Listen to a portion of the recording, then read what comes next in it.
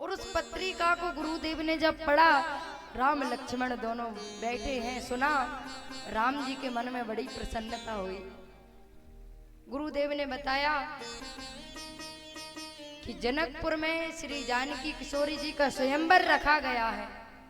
धनुष जग सुनी रघुकुल नाथा, धनुष जग सुनी रघुकुल नाथा, हर्षि चले मुनिवर के साथा, हर्षि चले मुनिवर के साथा। आज राघवेंद्र सरकार ने सुना कि धनुष यज्ञ होने वाला है, वहां से बुलावा आया है। तुरंत मुनिवर विश्वामित्र जी के साथ आज राम जी तैयार हो गए और राम जी विश्वामित्र जी के साथ चल पड़े। दोनों भैया धनुष बाण धारण किए गुरु जी के साथ चल रहे हैं। मार्ग में चलते चलते एक सुंदर आश्रम दिखाई दिया। आश्रम देखकर राम जी ने पूछा, आश्रम एक दीख मग माही, खग मृग जीव जंतु तहां नाही। तब भगवान ने गुरुदेव से पूछा कि ये जो आश्रम है, इस आश्रम में एक भी जीव जंतु नहीं दिखाई दे रहा है, ये किसका आश्रम है? तब आज विश्वामित्र जी ने कहा, हे राघव, पूछा मुनि शिला प्रभु देखी। पूछा तो विश्वामित्र जी ने कहा, ये गौतम ऋषि का आश्रम है। राम जी की उसी समय दृष्टि पड़ी, एक शिला है, और शिला तो है पर उस शिला में स्त्री का दर्शन हो रहा है। राम जी ने कहा कि ये शिला जो दिखाई दे रही है, ये शिला बड़ी विचित्र सी जान पड़ती है। तब विश्वामित्र जी ने कहा, राघव सुनो, गौतम नारी श्राप बस उपल दी धैर्य धीर, चरण कमल रज चाहती, कृपा करहूं रघुवीर। हे रघुनाथ जी, ये जो आश्रम है, ये दिव्य आश्रम गौतम महर्षि का है, और इस आश्रम में आपकी ही प्रतीक्षा करती हुई एक शिला के रूप में एक स्त्री बैठी है। आप चलिए जरा। गौतम नारी श्राप बस, महर्षि गौतम की जो स्त्री हैं, वो श्राप के कारण पत्थर बन गई हैं। आप जरा कृपा कर दो, करुणा कर दो। राघवेंद्र सरकार ने आज उस आश्रम के पास आए। गुरुदेव ने कहा, हे राघव, आप अपने चरणों को इस शिला पे रखो।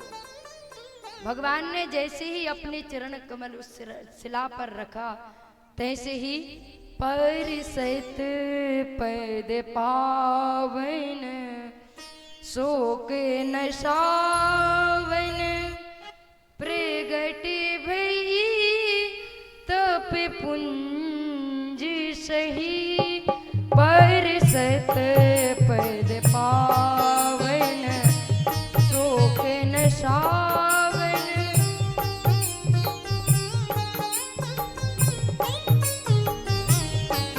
देखत रघुनायक जन सुखदायक,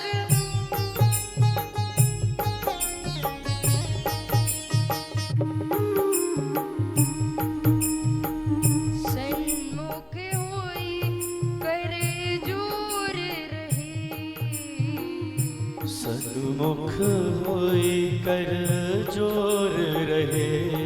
देखत रघुनायक जन सुखदायक, देखत रघुनायक जन सुखदायक, सन्मुख हुई कर जोर रही, हो सन्मुख हुई कर जोर रहे। अति प्रेम अधीरा पुलक शरीरा, अति प्रेम धीरा पुलक शरीरा, मुख नहीं आवई बचन कही, मुख नहीं आवई बचन कहे। अतिशय बड़भागी चरणन लागी, अतिशय बड़भागी चरणन लागी। जुगल नयन रस धार वही, हो जुगल नयन रस धार वहे। जुगल नयन रस धार वही, जुगल नयन रस धार वहे। बोलिए सियावर रामचंद्र की। जय हो। श्राप था गौतम ऋषि का, और राघवेंद्र सरकार ने जैसे ही अपने चरणों को ऊपर रखने का प्रयास किया, राम जी की चरण रज जैसे ही उस शिला से स्पर्श हुई, सुंदर दिव्य नारी उस शिला से प्रकट हुई, तुरंत हाथ जोड़कर खड़ी हो गई राम जी के सामने। मैं नारी अपावन प्रभु जग पावन। हे राम जी सरकार, हे राघवेंद्र सरकार, मैं अपावन हूँ, पाप की राशि हूँ। सन्मुख हुई करे जोर रही, सामने हाथ जोड़कर खड़ी हो गई। आज अहिल्या जी को अपनी गलती का पश्चाताप हो रहा है। बार बार राम जी से प्रार्थना करती हैं, हे राम जी धीरज मनु कीना, प्रभु कहूँ जीना, रघुपति कृपा भगति पाई, अति निर्मल वाणी अस्तुति ठानी, ज्ञान गम्य जय रघुराई। आज श्री अहिल्या जी ने राम जी से प्रार्थना करी, हे राम जी आप मुझे भक्ति देकर अनुग्रहित करिए, और निर्मल वाणी के द्वारा आज स्तुति करी। मैं नारी अपावन प्रभु जग पावन, रावण रिपु जन सुखदाई, राजीव विलोचन भव वै मोचन, पाहि पाहि सर नहीं आई। राम जी मैं अपावन हूँ, मुझे क्षमा कर दीजिए, अपनी शरण में रख लीजिए। आज अहिल्या ने स्तुति करते हुए राम जी से प्रार्थना करी कि आपके जो चरण कमल हैं, उन चरण कमलों में मेरा प्रेम निरंतर बना रहे, मैं आपके चरण कमलों से कभी दूर ना रहूं। हे राम जी आप ऐसी कृपा करें।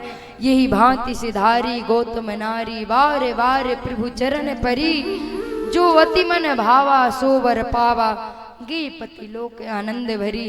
प्रभु के चरणों की वंदना करी। हे नाथ आपके जिन चरणों से गंगा जी प्रकट हुई हैं, वही चरण आपने मेरे सिर पर रखे। मैं बड़ी सौभाग्यशाली हूँ, नाथ मुझे आपकी भक्ति का वरदान दो। इस प्रकार राम जी ने आज अहिल्या को वरदान देकर और सा शरीर उसको पति लोक भेज दिया। गे पति लोक आनंद भरी।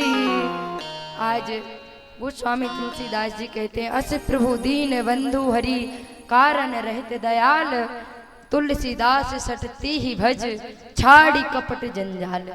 जो प्रभु बिना ही कारण सभी का कल्याण करते हैं, हे जीव हे मनुष्य, ऐसे रघुनाथ जी का भजन कर। आज राम जी मार्ग में चले जा रहे हैं, ताड़का का वध प्रभु ने किया। इस प्रकार मार्ग में चलते चलते आगे और जनकपुरी की ओर प्रभु पहुंचे, और नगर के बाहर ही जब जनक राज श्री विश्वामित्र जी को लेने आए, दोनों राजकुमारों की दिव्य मोहिनी मूरत को देखकर आज प्रसन्नता पूर्वक गुरुदेव को नगर की ओर लेके गए। राम जी उस नगर को देखकर पुरम्यता राम जब देखी, हर से अनुज समेत विशेषी, बापी कूप सरित सर नाना, सलिल सुधासम मनीषो पाना। सुंदर कुआ बावड़ियां मणि माणिक्य से सजे हुए नगर, उस नगर में सुंदर दिव्य अटारियां महल शोभायमान हो रहे हैं। पुर की रम्यता का वर्णन करते नहीं बन रहा। और आज सुंदर अमराई में ले जाकर के राजा श्री जनक जी ने राम जी को विश्वामित्र जी सहित उस सुंदर वाटिका में राम जी को रहने के लिए स्थान दिया।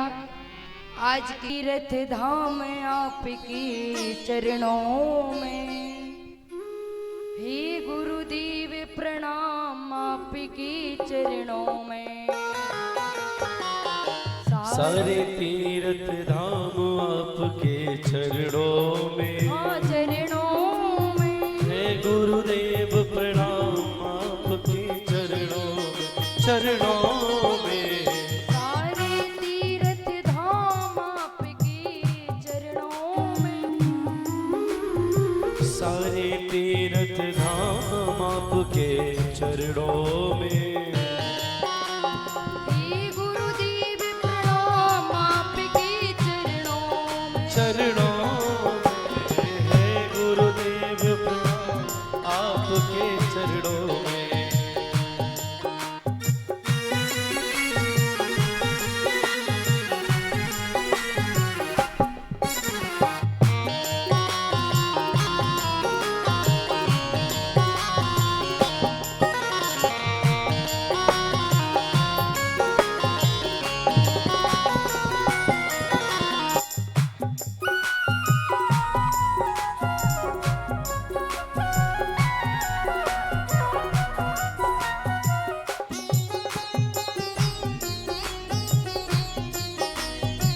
सद्गुरुदेव प्रणाम आपके चरणों में, ओ है गुरुदेव प्रणाम आपके चरणों में, गुरुदेव प्रणाम आपके चरणों में, हे गुरुदेव प्रणाम। आपके चरणों में। बोलिए सद्गुरुदेव भगवान की। कितना सुंदर हम आप सबको सुअवसर प्राप्त हुआ कि इस सिद्ध स्थान सिद्ध हनुमान जी महाराज के दरबार में संतों का पदार्पण आज से प्रारंभ हो गया और कथा के अब 2 दिन शेष बचे हैं। उन 2 दिनों में भी संतों का समागम यहाँ पर होता ही रहेगा। तो आप सब संत दर्शन करने के लिए अवश्य पधारें। पूज्य महाराज जी के जो सेवा प्रकल्प हैं, गाय माता की सेवा के लिए सदैव अपने प्राणों की तक चिंता नहीं करते। लेकिन एक बात पूज्य महाराज श्री कहा करते हैं, एक बार एक व्यक्ति महाराज जी को वो चांदी की गाय बना के देने आया।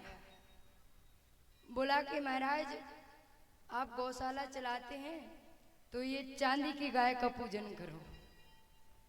महाराज जी ने कहा कि जब हमारे गौशाला में साक्षात गाय माता है तो हम मूर्ति का क्या करेंगे।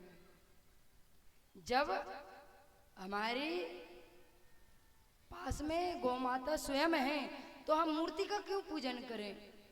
तो विचार करो, आज घर घर में गाय की फोटो लगी दिखाई देती है, पर रोडों पर जब गाय माता दिख जाती हैं तो हम ना प्रणाम करते और ना उनको दाना पानी देते। ये दुर्दशा गाय माता की होती जा रही है।